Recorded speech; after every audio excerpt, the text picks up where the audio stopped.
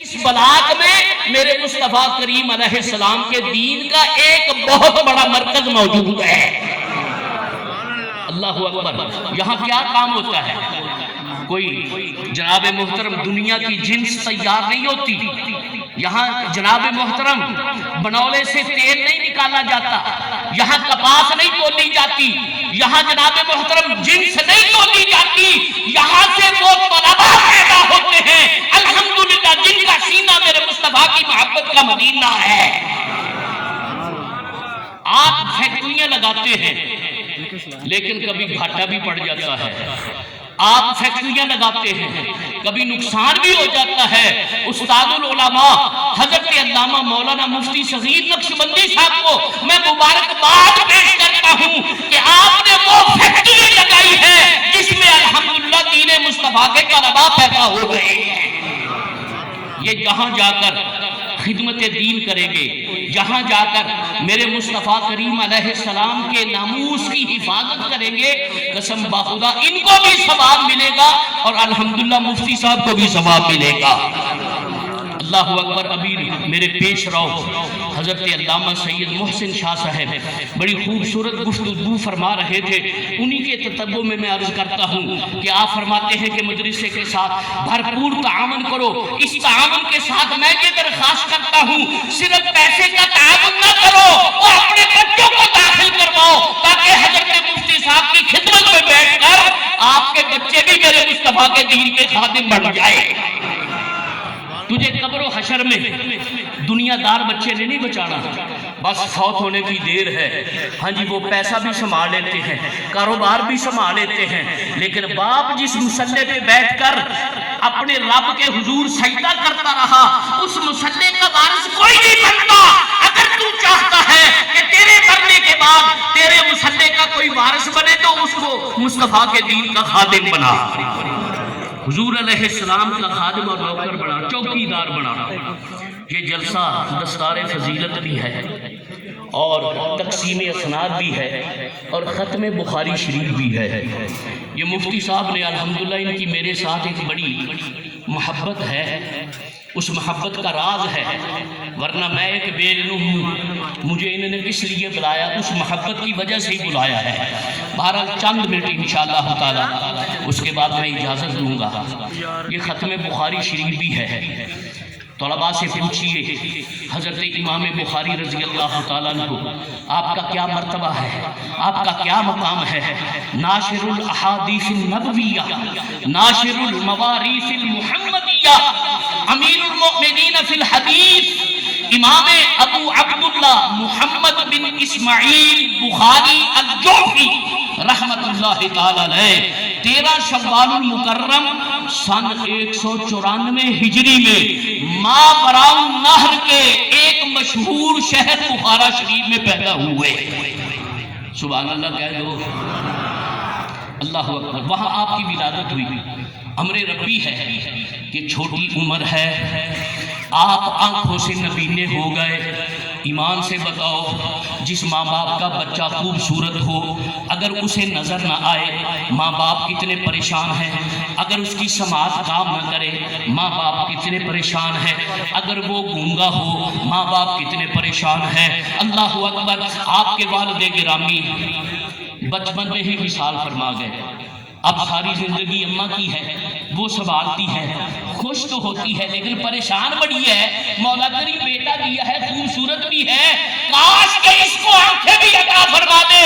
رات کو اماں جان مصلے پہ بیٹھ کر رو رو کر اپنے مالک سے دعا کرتی ہے، مولا میرے بیٹے کو آنکھیں عطا فرما دے۔ سبحان اللہ۔ ایک دن آپ سوئی ہیں، رات کو خواب میں حضرت جد الانبیاء حضرت سرکار سیدنا ابراہیم خلیل اللہ علیہ السلام آپ کی زیارت ہوئی۔ فرمایا اے خاتون بڑی پریشان ہے، بڑی گھبراتی ہے، بیٹے کو آنکھیں مل جائیں۔ فرمایا جا دیکھ، رب نے تیرے بیٹے کو آنکھیں عطا فرما دی ہے۔ سبحان اللہ۔ جب صبح امام بخاری بیدار ہوئے، الحمدللہ خوبصورت اور بہترین آنکھیں اور دیکھ رہے ہیں، اور اللہ کریم جل شانہ نے اپنے دین کا جن سے کام لینا ہونا ان کو صلاحیتیں بھی عطا فرما دیتا ہے۔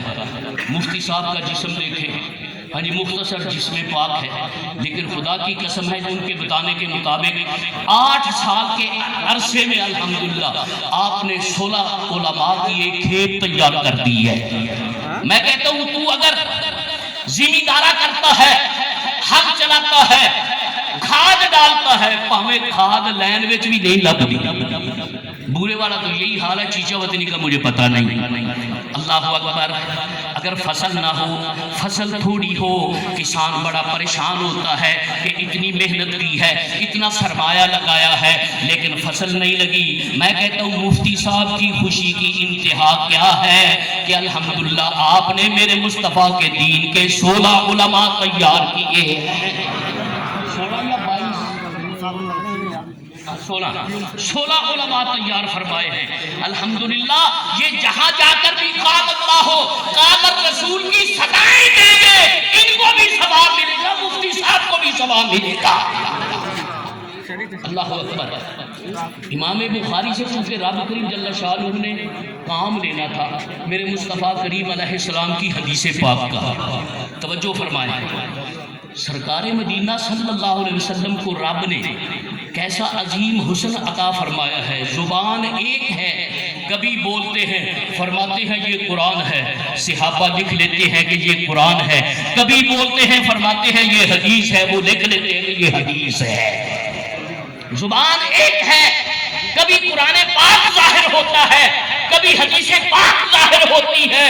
قرآن پاک کو سنبھالنے والے بھی بے شمار، میرے مصطفیٰ کی حدیث پاک کو سنبھالنے والے بھی بے شمار۔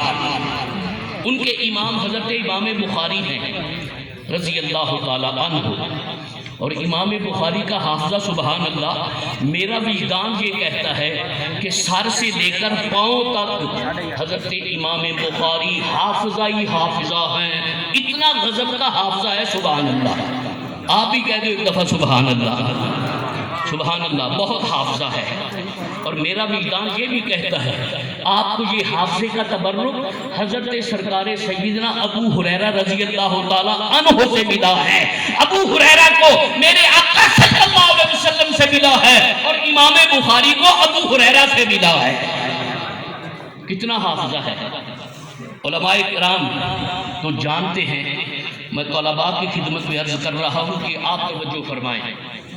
امام بخاری رحمۃ اللہ علیہ، آپ کا حافظہ اتنا عظیم اور شدید تھا نا کہ آپ ایک اپنی مقدس جماعت کے ساتھ، طلباء ساتھیوں کے ساتھ بصرہ کے ایک شہر میں محدثین سے حدیث پاک کا سبق لینے کے لیے تشریف لے گئے۔ سبق ہوتے رہے، 16 دن گزر گئے۔ وہ جتنے بھی ساتھی تھے نا، وہ کسی محدث سے جو بھی حدیث پاک سنتے وہ لکھ لیتے، لیکن امام بخاری نہیں لکھتے تھے۔ ایک دن ساتھیوں میں سے ایک نے آپ کو معاذ اللہ بڑا برا بھلا کہا کہ ہم 16 دن ہو گئے حدیث پاک لکھے تو لکھتا ہی نہیں۔ فرمایا جو آپ نے لکھی ہیں میرے پاس لے کے آؤ۔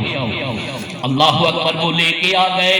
امام بخاری رضی اللہ تعالیٰ عنہ نے شروع سے لے کر 16ویں دن تک جتنی احادیث پڑھی تھی وہ دیکھ رہے تھے اور آپ ان کو زبانی پڑھ کے سنا رہے تھے۔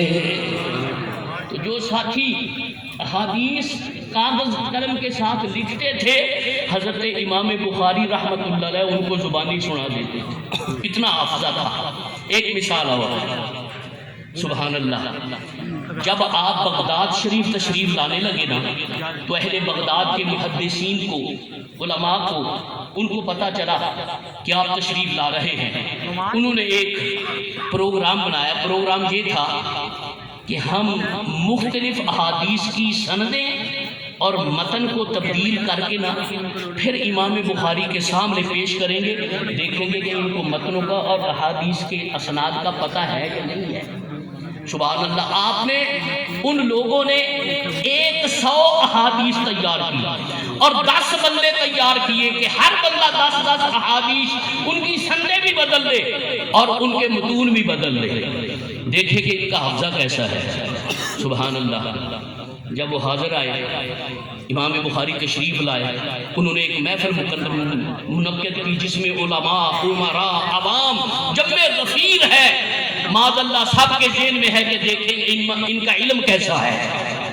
سبحان اللہ، وہ ایک شخص کھڑا ہو گیا، اس نے وہ غلط سند اور غلط متن کے ساتھ حدیث پاک پڑھی اور پھر پڑھنے کے بعد آپ سے پوچھتا ہے کہ اس کے متعلق آپ کیا کہتے ہیں؟ فرمایا میں نہیں جانتا۔ اللہ اکبر۔ اس نے دوسری پڑھی، پھر پوچھتا ہے اس کے متعلق کیا؟ فرمایا میں نہیں جانتا۔ اللہ اکبر۔ اس کے ساتھ مجھے ایک حدیث پاک یاد آ رہی ہے، اگر اجازت ہو تو بیان کر دوں، انشاءاللہ ایمان تازہ ہوگا۔ ایک محدث ہیں، ان کا نام مجھے یاد نہیں، انشاءاللہ جب پھر کبھی ملاقات ہوئی انشاءاللہ نام بتاؤں گا، لیکن جو میں بات بیان کر رہا ہوں اس کا میں ذمہ دار ہوں۔ انہوں نے حدیث پاک پڑھی، العلماء